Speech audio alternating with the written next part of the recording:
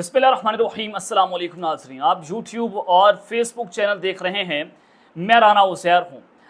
नाज़रीन, अहम तरीन हफ्ता शुरू हो चुका है और अदालती एतबार से कुछ अहम तरीन फैसले आने हैं। इद्दत निकाह केस का फैसला, साइफर का फैसला, सुप्रीम कोर्ट ऑफ पाकिस्तान में इमरान खान साहब की पेशी 31 मई को, अलकादे ट्रस्ट केस की अहम तरीन समात और फिर रहाई के हवाले से बहुत सारी खबरें भी इस वक्त सर्कुलेट सोशल मीडिया पर, इलेक्ट्रॉनिक मीडिया पर हो रही हैं।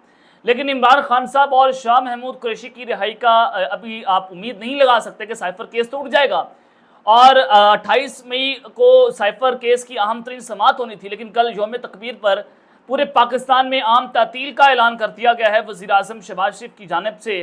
तो लिहाजा कल साइफर केस की समात नहीं हो पाएगी और अदालतों में भी छुट्टी का ऐलान कर दिया गया है। तो जनाब, कुछ बड़ी खबरें लेकर आपकी खिदमत में हाजिर हुआ हूँ कि छुट्टी का दिन जो है वो पाकिस्तान की सियासत और बंद कमरों के अंदर बहुत अहम हुआ करता है और उस दिन जो है वो कुछ गैर मामूली हलचल हुआ करती है। तो सबसे पहली खबर पर हमने बात करनी है कि ताज़ा हवा का पहला झोंका। इमरान खान ने जो एक कमेटी बनाई थी जिसमें अली बिन गंडापुर को भी मैंडेट दिया था कि आप जाकर इस्टेब्लिशमेंट से जो है वो बात करेंगे, उसका आज पहला नतीजा जनाब सामने आ चुका है। इमरान खान और army chief general Asim Munir की सुलह के हवाले से खबर चली है और एक पहली प्रेस कॉन्फ्रेंस हुई है जिसको इलेक्ट्रॉनिक मीडिया ने जनाब मुकम्मल कवरेज दी है। GHQ और पाकिस्तान तहरीक-ए-इंसाफ की पहली प्रेस कॉन्फ्रेंस। इस हवाले से अहम तरीन तफसीलात मैं आपके सामने रखने जा रहा हूँ कि ये प्रेस कॉन्फ्रेंस क्यों हुई है, क्या वजह है, उसमें क्या कुछ बातें हुई हैं और बैकडोर्स के ऊपर क्या चल रहा है। और मुलाकात के बाद प्रेस कॉन्फ्रेंस हुई है, मुलाकात का मुकम्मल अहवाल मैंने आपके सामने रखना है कि क्या क्या शराइत जो हैं वो इमरान खान के सामने रखी गई हैं। और फिर दूसरी जानिब DGI lieutenant general Nadeem Anjum और मेजर जनरल फैसल नसीर साहब के हवाले से एक बहुत बड़ी खबर इस वक्त सामने आ रही है। वो खबर क्या है और फिर उसके बाद क्या होगा, क्योंकि अगर उनकी तब्दीली हो जाती है और फिर ये तब्दीली क्यों जा रही है, किसको मैसेज पहुंचाने के लिए की जा रही है, ये बड़ी इंपॉर्टेंट डिटेल्स हैं जो मैंने आपके सामने रखनी है, जिसने इस वक्त नून लीग का सियासी तौर पर जनाजा निकाल कर रख दिया है। ये तमाम तर डिटेल्स हैं, लेकिन अगर आपने चैनल को सब्सक्राइब नहीं किया, चैनल को सब्सक्राइब कर लें, बेल आइकन को दबा दें। आने वाले तमाम तरह अपडेट्स आपकी खिदमत में बर वक्त पेश होती रहें। नाज़रीन, 28 मई कल आम तातील का ऐलान है और कल अदालतों में भी छुट्टियां हैं, तो लिहाजा जो साइफर केस की समात है वो कल नहीं हो पाएगी। और देखते हैं कि अब इस समात को कब मुकर्रर किया जाता है कि 29 मई को होगी या फिर आगे इसको लेकर जाया जाएगा। लेकिन साइफर केस इस वक्त उड़ता हुआ दिखाई दे रहा है और इसी वजह से शाह महमूद कुरैशी साहब जो है उनको 9 मई के 8 मुकदमात में गिरफ्तारी डाल दी गई है और इमरान खान साहब की भी ऐन मुमकिन है कि इस केसेस में गिरफ्तारी डाल दी जाए ताकि उनको ढाला जेल में ही रखा जाए। अब जनाब तहरीक-ए-इंसाफ के जो तर्जमान है रऊफ हसन साहब ने आज एक बड़ी इंपॉर्टेंट स्टेटमेंट भी दी। उन्होंने कहा कि रियासती मशीनरी की जानिब से शहरियों के खिलाफ मावराए आइन और कानून हथकंडों के इस्तेमाल की रविश मुल्क से कानून की हुक्मरानी का जनाजा निकाल रही है। उन्होंने जब इस्लामाबाद में जो अक़लियती आबादी है उसके खिलाफ पुरतशद्दुद कार्रवाइयों पर अपना रद्द-ए-अमल जारी किया और कहा कि कानून हाथ में लेकर मसीही बरादरी के अफराद के खिलाफ पुरतशद्दुद इक़दाम नहायत काबिल मज़म्मत है। पंजाब में इंतखाब हारी हुई एक छिछोरी खातून शहरियों के जान और माल का तहफ़्फ़ुज़ यकीन बनाने की बजाय अपने टिकटॉक के शौक पूरे करने में लगी हुई है। यह आज पाकिस्तान तहरीक-ए-इंसाफ में सरगोदा वाक़या जो हुआ जिसमें मसीही बरादरी जो है उनको बदतरीन तशद्दुद का निशाना बनाया गया, तौहीन का इल्ज़ाम लगाकर, तो इस पर पाकिस्तान तहरीक-ए-इंसाफ ने अपना पहला रद्द-ए-अमल जो है वो जनाब जारी किया है। दूसरी जानिब जनाब नैब का रिमांड अब 14 दिन से बढ़ाकर 40 दिन का हो चुका है। यानी कि आप अगर गिरफ्तार होते हैं, नैब आपको अपनी डिटेंशन में लेता है, हिरासत में लेता है, तो आप 14 दिन के लिए नैब के पास नहीं जाएंगे बल्कि 40 दिनों के लिए नैब के पास जाएंगे। और जो केसेस इमरान खान साहब के नैब में हैं तो अब उनको 40 दिनों के लिए रिमांड लेकर उनको लंबे अरसे के लिए अलकादे ट्रस्ट केस में भी जेल में रखने का ये प्लान तैयार कर लिया गया है। इस तरमीमी ऑर्डिनेंस में कायम काम सदर जो है उन्होंने अपने दस्तखत कर दिए हैं। 2 ऑर्डिनेंस जारी किए गए हैं, एक तो नैब का रिमांड 14 दिन से बढ़ाकर 40 दिन और नैब तरमीमी ऑर्डिनेंस के मुताबिक बदनीयती पर मबनी केस बनाने पर नैब अफसर की सदा 5 साल से कम करके 2 साल कर दी गई है। कायम मुकाम सदर यूसुफ गिलानी साहब ने उस जो ऑर्डिनेंस है उसके ऊपर अपने दस्तखत भी कर दिए हैं। अब दूसरी जानिब अदालतें जो हैं वो भी डटकर खड़ी हुई हैं। आज पेशावर हाई कोर्ट ने कहा कि अगर रियासत जो है अपने लोगों को उठा ले तो फिर हम वहाँ पर क्या कर सकते हैं, फिर लोगों के कानून, लोगों के हकूक़ कहाँ पर जाएंगे। एक तरफ तो इस्लामाबाद हाई कोर्ट के जजेस जो है वो डटकर खड़े हुए हैं पेशावर हाई कोर्ट से बड़े सख्त तरीन रिमार्क्स आ रहे हैं और आज सिंध हाई कोर्ट ने भी कोर्ट रिपोर्टर्स की रोजमर्रा की अदालती कार्रवाई की रिपोर्टिंग की इजाजत दे दी है।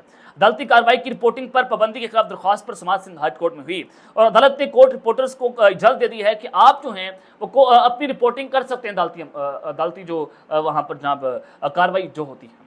तो पैमरा ने नोटिफिकेशन जारी किया था, अदालती कार्रवाई पर उन्होंने पाबंदी लगा दी थी कि आप उनको रिपोर्ट नहीं कर सकते, लेकिन जनाब तमाम तर अदालतों ने इस तमाम तर पाबंदी को उड़ा कर रख दिया है और कोर्ट रिपोर्टर्स को इसकी इजाज़त दे दी है कि आप जाकर जो है अपनी रिपोर्टिंग जनाब कर सकते हैं।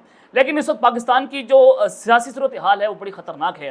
कल आपने देखा कि छुट्टी का दिन था, छुट्टी के दिन आम तौर पर कोई मुलाकात नहीं हुआ करती। अडियाला जेल खुलवाएगी, स्पेशली अली मिन गंडापुर साहब जो है इमरान खान साहब से मिलने वहाँ पर जाते हैं। उससे पहले उनकी मोहसिन नकवी साहब से मुलाकात हुई अली मिन गंडापुर की, उससे पहले SIFC इजलास में आर्मी चीफ साहब के साथ मुलाकात हुई। अब जनाब अगर आप डॉट से डॉट कनेक्ट करें तो मैंने आपको अपने पिछले व्लॉग में बताया कि अली मिन गंडापुर साहब इमरान खान साहब से जाकर मिलते हैं और उसके फौरी बाद खान साहब और पाकिस्तान तहरीक इंसाफ ने सोशल मीडिया पर एक नैरेटिव बनाना शुरू कर दिया कि मुल्क तोड़ने की साजिश की जा रही है।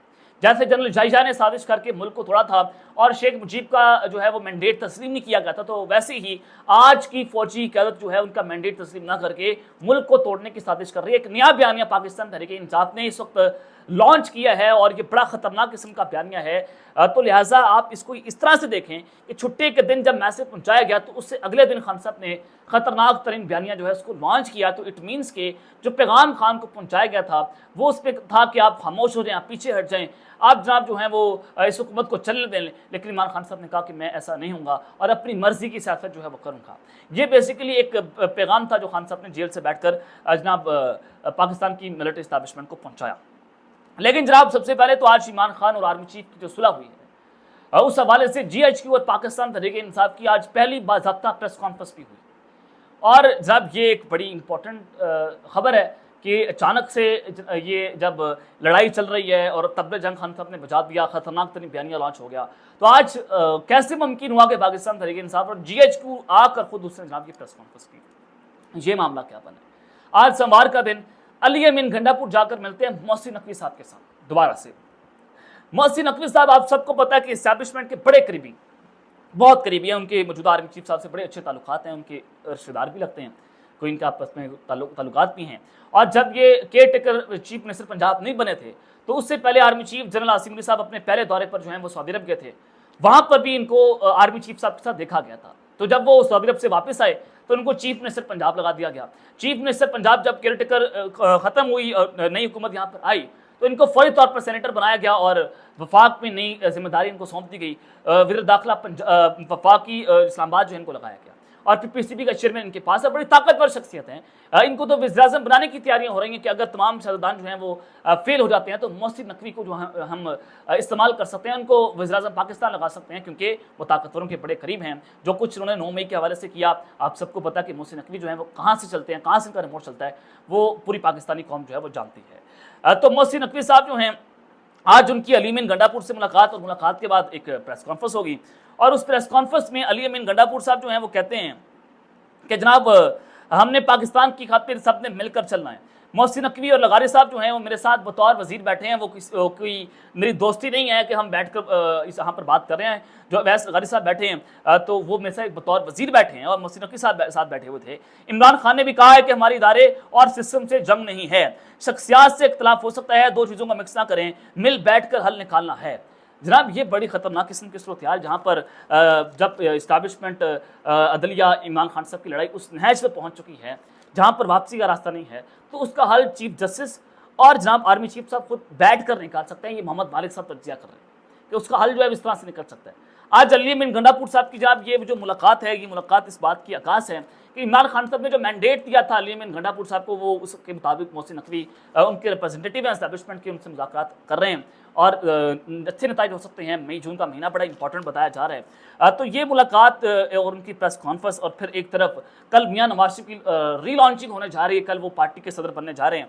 अब खान साहब के सामने शराइत बेसिकली रखी ये जा रही हैं कि आप 2 से 3 साल इस सेशन को चलने दें, आप जनाब जलसे जुलूस ना करें, आप ये ना करें, आप अदालतों के अंदर जाएं तो आप बंदे लेकर ना जाएं, आप जाएं बस ऊपर खामोशी से निकल जाएं। खान साहब ये कहते हैं कि मैं अपनी मर्जी की सियासत करूँगा। मोहसिन नकवी के साथ खान साहब अगर बैठ के हैं तो हमें मियां नवाज शरीफ और शहबाज साहब के साथ क्यों नहीं बैठना चाहिए? ये भी एक अहम तरीन सवाल है ना कि वो भी तो फिर मोहसिन नकवी ने जो कुछ किया, आपके घर पर हमला करवाया, चादर चादर का तकद्दुस को बमाल किया, 9 मई हुआ, सारा कुछ हुआ, ज़मान पार्क पर हमले, पाकिस्तान तहरीक इंसाफ के खिलाफ जो खूनी साजिश करनी हो, मोहसिन नकवी साहब का नाम पाकिस्तान तहरीक इंसाफ लेती है। अगर आप उसके साथ बैठ सकते हैं तो फिर मियां नवाज शरीफ और शहबाज शरीफ के साथ मुल्क की खातिर बैठ क्यों नहीं सकते? अगर इमरान खान साहब बाहर होते तो क्या वो मोहसिन नकवी के साथ बैठकर ऐसे प्रेस कॉन्फ्रेंस करवाते अपनी पार्टी से? यह भी एक अहम तरीन सवाल है।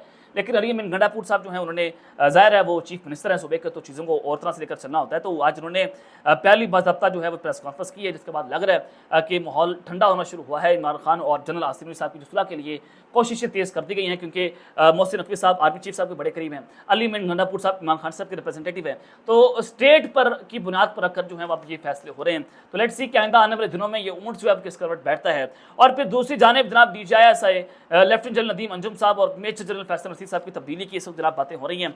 ये मामला और माजरा क्या है? DGISI नदीम अंजुम साहब को शहबाज शरीफ साहब ने गैर मुअय्यन मुद्दत तक जो है वो एक्सटेंशन दी थी।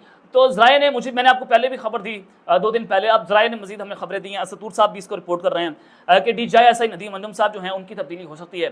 ज़ाहिर है वो एक्सटेंशन पर बैठे हैं तो वो उनको घर भेज दिया जाएगा, ज़ाहिर है अब उनकी एक्सटेंशन जो है वो ख़त्म की जाएगी, क्योंकि एक प्रेसिडेंट जो है वो सेट हो सकता है कि हर किसी को आप गैर मुअय्यन मुद्दत तक DGISI बना दें और फिर हर बंदा जो है वो इसकी डिमांड करना शुरू कर देगा। तो DGISI नदीम अंजुम साहब की अब एक्सटेंशन खत्म हो सकती है। अब ये क्यों हो रही है, ये अहम तरीन सवाल है, आपके ज़हनों में आ रहा होगा। मेजर जनरल फैसल नसीर साहब DGC-ISI हैं, इनकी भी तब्दीली हो सकती है और मेरे ज़राए ने तो ये भी बताया कि इनको DGISI भी बनाया जा सकता है, लेकिन शायद ना भी बनाया जाए। इनकी तब्दीली की खबरें आ रही हैं कि इनको वहाँ से हटाया जाएगा DGC से, वो एक इंटरनल विंग है ISI का, और 3 ब्रिगेडियर्स को भी ट्रांसफर पोस्टिंग हो सकती है कि इनको लेफ्टिनेंट जनरल बनाया, मेजर जनरल जो है बनाया जाए। और ज़ाहिर है किसी जनाब सेक्टर कमांडर को, ब्रिगेडियर फ़हीम रज़ा साहब का नाम सामने आ रहा है कि इनको जो है वो DGC बनाया जा सकता है, जो सेक्टर कमांडर इस्लामाबाद हैं। तो अब इनको हटाया क्यों जा रहा है, इनको तब्दीली क्यों हो रही है? तब्दीली की सबसे बड़ी वजह यह है कि अदलिया भी मुदाखलत की बातें कर रही है कि मुदाखलत हो रही है। DGC का उन्होंने जिक्र किया अपने खतूत के अंदर, बार बार कहा जा रहा है कि एजेंसीज से हमारे काम में मुदाखलत कर रही हैं। तो अदलिया के साथ सुलह करने के लिए इन 2-3 अफसरान की जो ट्रांसफर पोस्टिंग है वो जनाब इस बहुत ज़रूरी है। क्लैश बहुत ज़्यादा है अदलिया के साथ। इमरान खान साहब के साथ सुलह करनी है तो फिर ट्रांसफर पोस्टिंग जो है वो करनी होगी, अदलिया के साथ सुलह करनी है तो ट्रांसफर पोस्टिंग करना होगी, क्योंकि जब भी अदलिया से लड़ाई होती है तो अदलिया एक आईनी और कानूनी इदारा है, फौज भी आईनी और कानूनी इदारा है, तो अदलिया ज़्यादा मजबूत होती है, क्योंकि फौज उस तरह से खुलकर अपनी प्रेस कॉन्फ्रेंसेस नहीं कर सकती, उनके कुछ टर्म्स एंड कंडीशंस होते हैं। तो इमरान खान के खिलाफ होना शुरू हो गई थी, लेकिन आज से पहले हमने ऐसा चीज़ें नहीं देखी थी। तो अदलिया के पास एक पूरा फोरम होता है, अवामी फोरम होता है, जहाँ पर बैठकर वो रिमार्क्स दे सकते हैं, जहाँ पर बैठकर वो पब्लिक से इंटरेक्ट कर सकते हैं। तो अदलिया इस वक्त बड़ी मजबूत है।